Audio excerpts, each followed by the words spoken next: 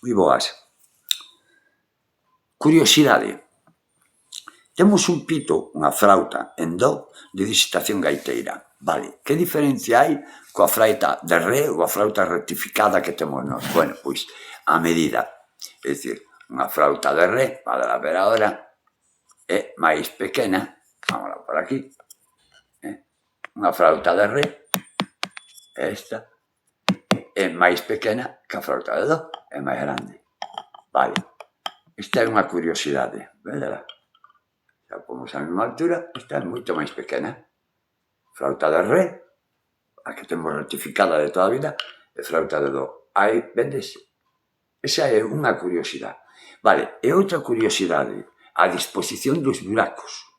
É dicir, cando na flauta de re, os buracos, esa disposición é semellante ao punteiro de do, é semellante, non sempre igual, pero sí semellante. Na de do, a disposición é máis ancha. É dicir, hai máis espacio entre este burato e este que na de re entre este burato e este. Coño, iso por qué? Pois, sinxelo, porque o tubo é máis grande. O seu tubo máis grande, a disposición dos buracos varía. Mirade, se pomos o buraco máis baixo, a altura do buraco máis baixo da de do, fixadevos, vendes? O último buraco chega aquí arriba. Vale, eso fai que o ancho entre buratos sea máis grande. Vale.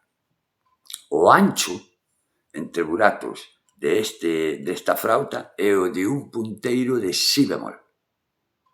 A plantilla que teño aquí é un punteiro de si bemol. Que ocorre? Cando nunca collemos un punteiro de do, unha flauta de do, destas, un pito galego, cando vamos a pôr os dedos non nos dan, porque normalmente tendemos hai que estirar un pouquinho os dedos. Esa é a curiosidade. Mais que nada porque cando vais a coller a flauta non vos van a casar os dedos. Tendeo en conta. Vamos a estrenar esta flautiña cun mijallo de unha peza que estaba mascullando onte. Vais de libunca. Non creo que me saia, pero bueno, probamos a flauta.